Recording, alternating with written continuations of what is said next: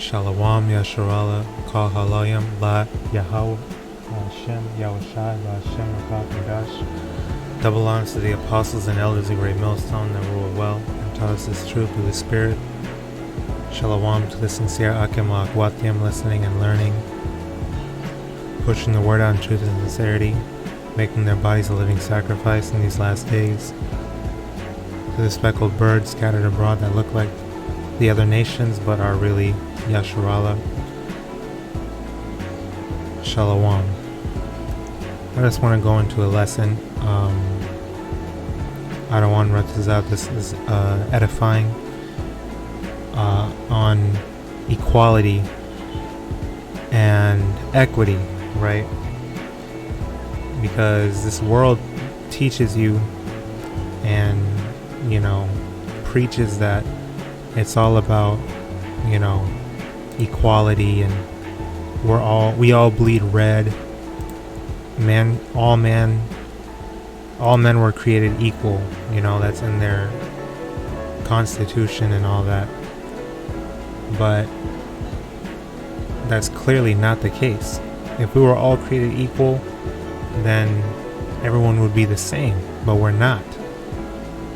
But it's an age-old argument. It's an age-old argument. And the scripture we know, Deuteronomy 7 and 6, just to name one, right? Or here, I'll go to it real quick.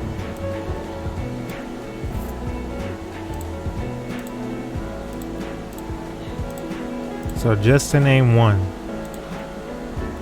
For thou art an holy people unto the Lord thy power. The Lord thy power hath chosen thee to be a special people unto himself above all people that are upon the face of the earth. So I don't need to get into that, but that's just one example of YAHAWAH BAHASHAM YAHWASHI telling us that Yasharala is above everyone else. Okay, he doesn't care about the heathens, and he hates Esau, which are the so-called white people. So we're not equal. The Lord didn't bring us into the world to be equal to the heathens. Okay, he brought us to be above them, to be a light to the nations, meaning we have to be set apart. That's why he calls us holy. That's what holy means, to be set apart. Okay, it's not about equality and wanting to be on the same level as demons and devils and nasty, wicked people. We're not on their level. We're above them. They're not on any type of level. Okay? We're above them. The Lord created us to be above them. Alright? And it's insulting for our people to want to be equal when the Lord has made us better in every way. Alright? From birth. Okay, we're better than them. We're supposed to be better than them. He made us better than them. That's why they can't stop taking our style, our trends, our lingo, everything. They want to look like us. They want to have the same hair texture as us, the same everything. They desire us. They fetishize us. Okay? So basically, what the Lord actually set in place is equity. He doesn't care about equality. He's against equality. He is for equity. Now let's look up the meaning of equity.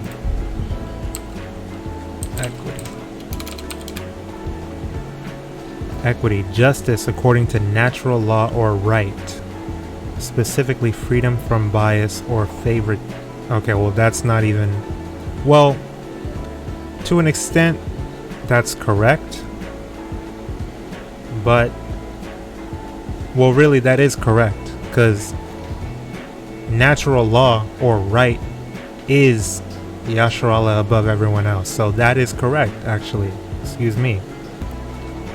What else? Equity. Being fair or impartial. Fairness, impartiality. Okay. The equity of Solomon. Very interesting. Something that is just and fair. Now, if this has that meaning, why are people still so gung-ho about equality. Okay? Esau says that it's all about equality, but he's not even with that. He goes against his own ideologies. Okay? This is Habakkuk 1 and 3. Why dost thou show me iniquity and cause me to behold grievance? For spoiling and violence are before me, and there are that raise up strife and contention. Now who are the ones that raise up strife and contention? Esau, Edom, and these heathens that took up crafty counsel against us, as the scriptures say. Okay. Verse 4. Therefore the law is slacked, and judgment doth never go forth. For the wicked doth compass about the righteous. Therefore wrong judgment proceedeth. Okay, and I'll get that real quick. Psalms 83 and 3. They have taken crafty counsel against thy people, and consulted against thy hidden ones. They have said, Come, and let us cut them off from being a nation, that the name of Yasharallah may be no more in remembrance. Okay? That's what they've been doing. That's what they've been trying to do. Okay? For centuries, for millennia. Alright? Mainly Esau, Edom. Okay, this is Habakkuk 2 and 4. Behold, his soul which is lifted up is not upright in him, but the just shall live by his faith. Okay, so this is why the Lord is showing us iniquity, all the grievances, all the injustice, to show us how not to rule. Because with the Lord, everything is balanced. So he's showing us the wicked side, because we've been wicked, and really we're getting punished for our wickedness and all our iniquity. So now we have to, this is our last captivity, this is our final lesson. Okay, then comes the test in Jacob's trouble, and we have to endure and pass the hour of temptation, pass the tribulations, and have faith, live by faith. Okay, wisdom and knowledge shall be the stability of our times, and then we'll be set up to rule. Okay, he wants us to be refined. He wants us to go through that process. It's not just a get rich quick thing. He wants us to go through that process and truly be invested in this walk, and truly build up our faith, our spiritual bank account. Okay, so we can cash in at the end of the road. Alright, so this is why he's showing us all this, and we're going through all that we're going through.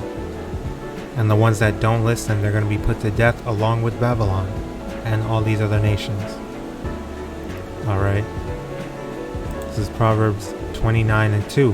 When the righteous are in authority, the people rejoice, but when the wicked beareth rule, the people mourn. So this is why the world is the way it is now, because the wicked beareth rule. Alright, they're in control, they're in the power seat. They're currently Lucifer, even though Lucifer means light bearer, and YAHAWASHI is the true light bearer. They hold the light right now because they're in control.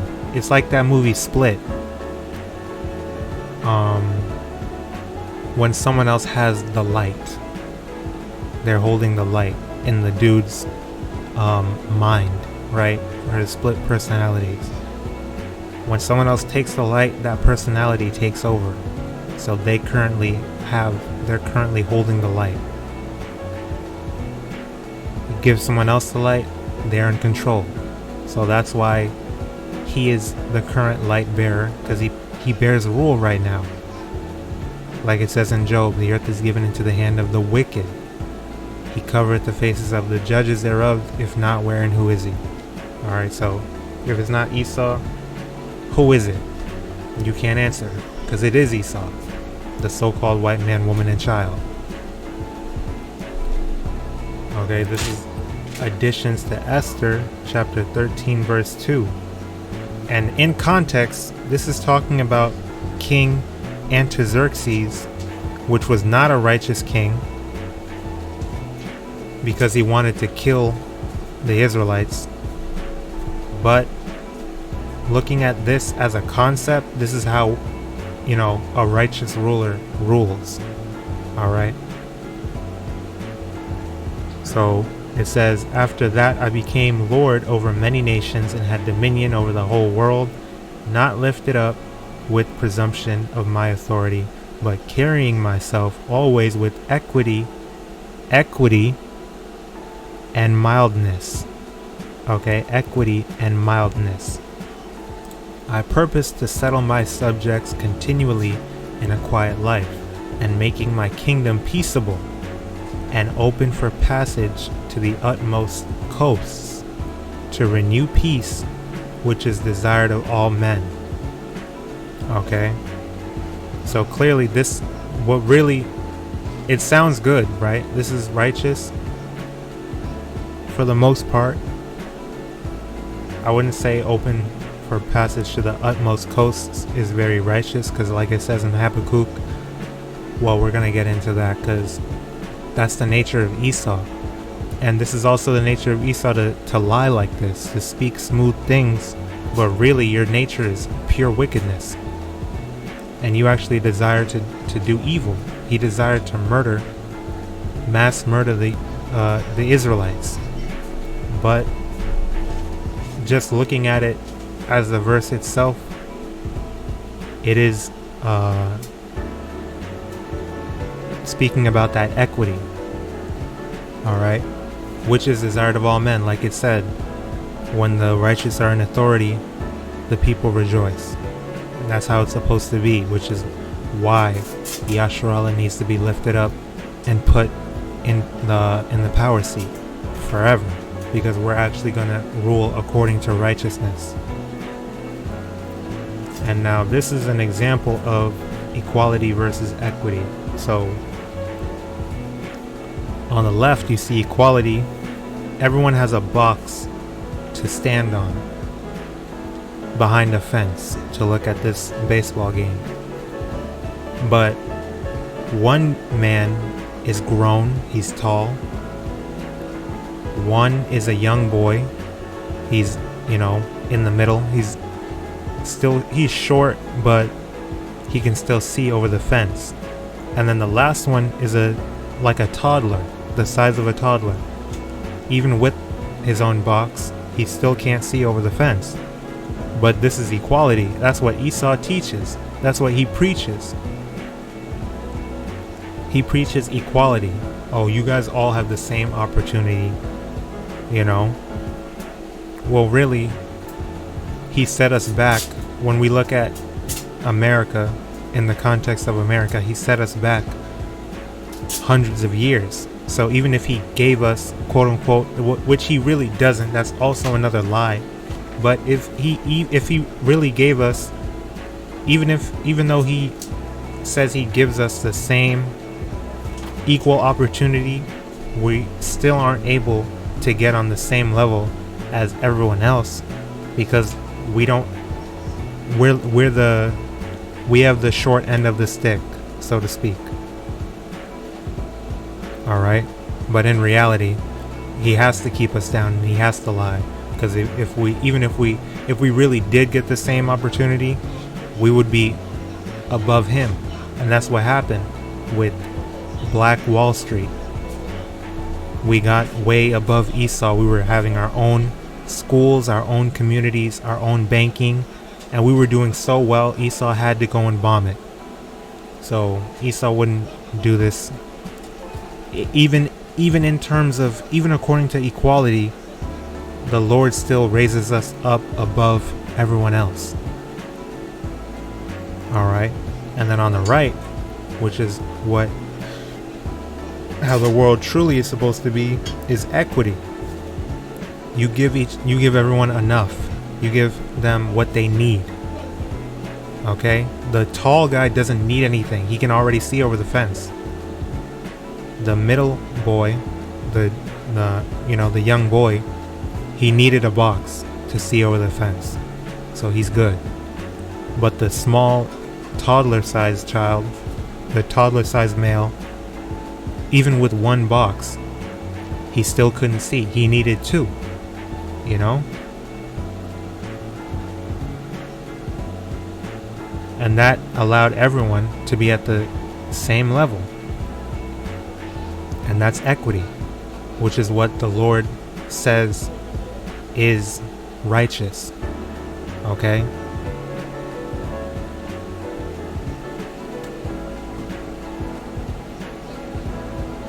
Okay, that's why I held Habakkuk chapter 2. This is verse 5. Yea, also, because he transgresseth by wine, he is a proud man, neither keepeth at home, who enlargeth his desire as hell, and is as death, and cannot be satisfied, but gathereth unto him all nations. That's the open passage of all coasts thing that was in Editions of Esther. But gathereth unto him all nations, and heapeth unto him all people, like a hoarder, like a treasure hoarder, or if you look at that show, Hoarders,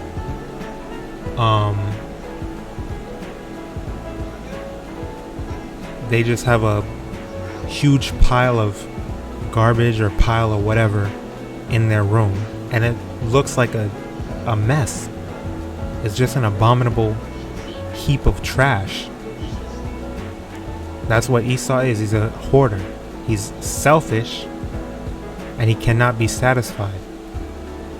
Alright, verse 6. Shall not all these take up a parable against him? So replace the hoarding, the treasure, and the trash, or whatever else these people hoarded on that show, Hoarders. Replace that with people, and picture the melting pot. Why do you think it's called a melting pot? To put all nations into this melting pot in America. He's melting us all into one big amalgamation of, so-called diversity. Because they think that diversity is a good thing when really it's not. When you have a bunch of different people from different walks of life, different cultures and customs, you just breed confusion. Look at the Tower of Babel. When they were building that tower, the Lord came down and gave them a bunch of different languages and confounded them. Then they couldn't work in agreement anymore. They couldn't build that tower anymore. And that's what Esau has done with his melting pot. Even with the universal language of English, people are still so different that nobody can be unified. We can never be unified in the society. Alright? Because people are always going to be wicked. The heathens are always going to want to worship their gods and eat their abominable foods and so on and so forth. And then YAHAWAH, BAHASHAM, YAHAWASHI's remnant is always going to want to serve him and hearken unto his laws and be set apart. Alright? Because we're not supposed to eat certain foods, engage in certain practices, befriend or be in the same vicinity of certain people. And also it'll make Yahweh's people go off by wanting to be like the other nations, and that just leads us to our death. So that's what Esau's melting pot has done. Diversity is not a good thing. It's not the way they talk about it, they say that it's inherently a good thing, that it's a beautiful thing to see diversity and all that. Well, there's plenty of diversity among Yasharallah already. The difference is we're all in one, we're all of one mind under Yahawah, BAHASHAM, YAHAWASHI. So we all live righteously. We still have diversity, but it's all according to righteousness. And the heathens are supposed to be by themselves doing their own thing. Really, in the kingdom, they're going to be, in subjection to us under Yahawah, BAHASHAM, YAHAWASHI, and the true rulers, us, along with Yahawashi. But it would be, we're supposed to be segregated,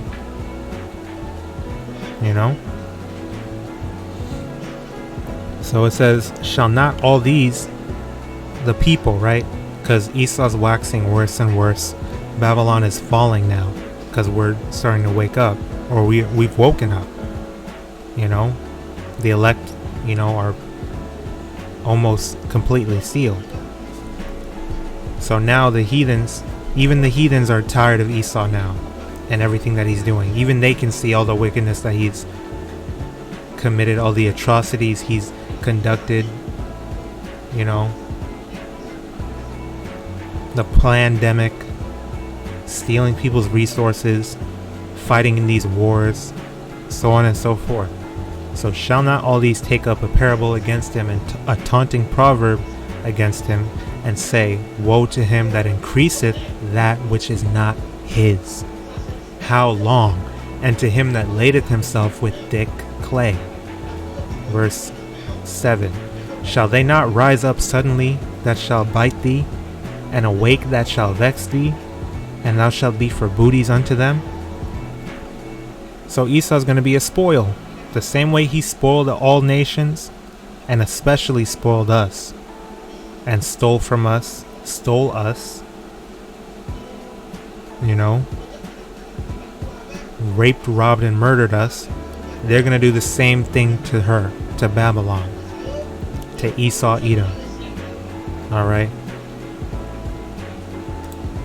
Verse 8, because thou hast spoiled many nations, all the remnant of the people shall spoil thee, because of men's blood, and for the violence of the land, of the city, and of all that dwell therein. So that's your judgment, Esau. Alright? That's Esau's judgment. And for you heathens too. Alright? Yahshua is going to come out on top, and there's nothing you can do to stop it. Alright? Really, all you can do is enjoy it while you can, because you have an impending doom coming to you for all the wickedness that you've done. You damn devils, man. Alright? So the Lord's not with this equality BS. He's with equity. Proverbs 30:7. Two things have I required of thee. Deny me them not before I die.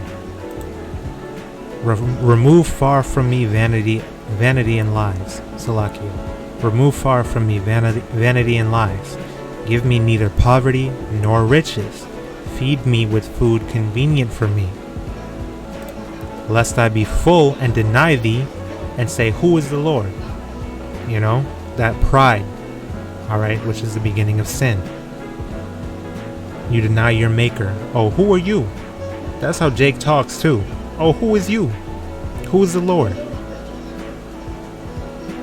I did this myself. I got it out the mud. I came from nothing. I ain't have no help. Can't ask me for nothing because you ain't helped me with nothing. Right? Like that rap song. I forgot who rapped it, but like that song, right? Can't ask me for nothing because you ain't helped me with nothing. Alright? I did it all on my own. Like all of them are prideful. Or lest I be poor and steal and take the name of my power in vain. So that's equity. It's fairness. It's true justice. Giving you enough. Everything you need. Which is how it should be. Alright?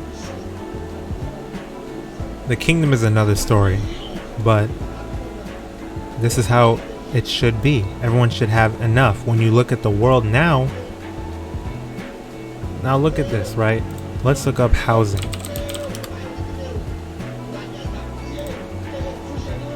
The first thing that pops up is houses built together. It's like a big line of houses. These are different. It's not one house. These are like connected houses, like townhouses. Okay, look at this. These are different houses. Okay, look at this. Like, this is how people are living. This is how Esau wants us to live. Stacked on top of each other, connected, close together, packed, and, you know, all in the same place. No privacy, no peace and quiet, no freedom to do what you want to do. This is how he has us living. This is how he has his people living. And he does not give a damn. Why are 4 garages right next to each other? This makes no sense. Like, this is wicked. Because if you want to party all night, you can't do that, because your neighbors are going to complain and call the police on you. You know? This is not how the Lord wanted us to live. Alright, this is not how the Lord wanted people to live.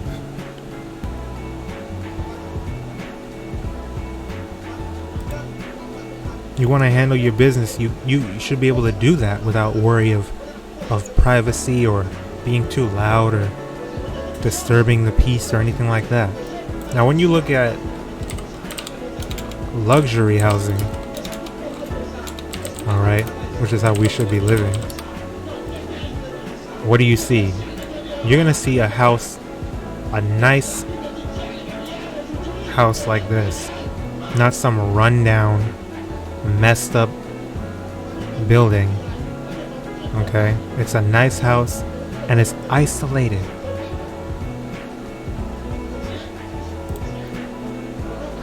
Okay, this is by itself. This is isolated, or at least isolated enough. Plenty of room. Okay, plenty of space. All right, your own everything. Not some public pool that you go in and share. Little Edomite children peeing in it and all types of crap. Alright? This is how we should be living. And this is how we're gonna live. Through the spirit and power of YAHAWAH, BAHASHAM, YAHAWASHI. We believe we're going to get this. Better than... Not even this. We're gonna get better than this. Can you imagine your homes built with precious stones? Precious stones. Now look at this. Your homes are going to be built with this. No more brick. No more, hard wood. None of that. With precious stones. No paint needed. You don't even need paint. It's already, you choose the color you want. You're going to get your house built by these damn heathens. They're going to build your house for you in whatever color you want. Hey, Becky, build that wall with sapphire. Build the floor with jade. Build the outside, the door frame with rubies. And put a ruby 5 inches apart all the way down the door frame, across, down, across again. We can do that. We're going to be doing that in the kingdom. You don't need paint. You don't need to hire someone to paint your freaking house. All this toxic smell that you're breathing in. Paint flying everywhere. Dropping paint on the floor, on the carpet. You have to leave the house and wait like 24 hours for the damn paint smell to evaporate or go away. No, man. We're gonna have all the precious jewels we want. all the precious jewels we need. We're going to have everything we need. We're never going to be hungry again. Not because we're going to be some supernatural, well, we are going to have supernatural spiritual power, but when he says we will never hunger again, he means that the food is always going to be there. We're always going to have enough. That's how we should be living. For everybody, all of Yasharallah, we're going to be perfect. We're going to have everything we need. That's how we should be living. I shouldn't have to walk on my toes worrying about a Karen calling the police because of noise. Okay? Should all be able to have our own rooms. We shouldn't have to, give our brothers and sisters a place to stay because they got evicted because of these high ass prices. We shouldn't be being charged for freaking electricity and water. Collecting rainwater shouldn't be freaking illegal. How the hell do you claim to own the sky that I can't collect rainwater? Are you serious? This is why Esau has to go. Esau is nothing but pure evil. Okay? So this is why it says this. And this is why it says in the Lord's Prayer, give us today our daily bread. Okay? Don't worry about tomorrow. Don't worry about a 5-year plan. All you need is right in front of you today. This is Matthew 6:31. Therefore take no thought, saying, what shall we eat? Or what shall we drink? Or wherewithal shall we be clothed? This is the mindset that we need to have now. Okay? Because in the kingdom, it's going to be in us. Why would we even think about tomorrow? We're enjoying the now. We're dealing with the now. But this is a mindset that we have to grow accustomed to right now in these last days. For after all these things do the Gentiles seek, the heathens. They are worried about that. Okay? They want to, usher in their new world order. They want to set their plans in motion. They want to deal with sequential, ideology and planning crap out, doing things in steps, gradualism. That's what the heathens do. That's what Esau wants. That's how he does things. But we do things according to how YAHAWASHI and YAHAWASHI told us to. For your heavenly Father, alright, knoweth that ye have need of all these things. So he already knows what we need. He knows that we're going to have to pay our bill on the 1st. He knows that we need more money, a little extra because the water bill went up or the electric bill went up. He knows that we have to, we're going to need some more money for an unexpected charge for the car because it decided to break down or whatever. Esau's technology, man, unreliable. We dropped our phone and we have to go get it repaired.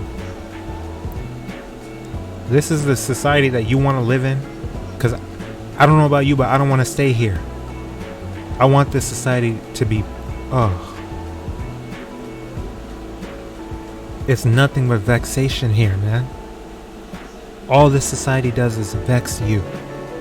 Like, this is trash. Every Israelite should want to get the hell up out of here. These heathens are sick. They're evil. They're twisted. They love this crap. But we don't, man. Like, it's ridiculous, man. Verse 33. But seek ye first the kingdom of Yahawah, BAHASHAM, Yahawashi, and his righteousness, and all these things shall be added unto you. Take therefore no thought for the morrow, for the morrow shall take thought for the things of itself. Sufficient unto the day is the evil thereof. So that's how you know it's talking about right now. Okay, this is Yahawashi speaking, red letter. He's saying, don't think about tomorrow. Okay, tomorrow you're gonna think about whatever you needed to think about today, that day. All right, think about what you need to do today. All right, there's enough evil that you're dealing with right now for you to also be thinking about the evil that you have to deal with and the vexation that you have to deal with tomorrow. Okay, you deal with things day by day. That's what it means to live every day as if it were your last. Not to party and enjoy yourself and do whatever you want to do and eat all the foods that you want and have all the sex that you want and engage in all your fleshly, carnal lusts and desires.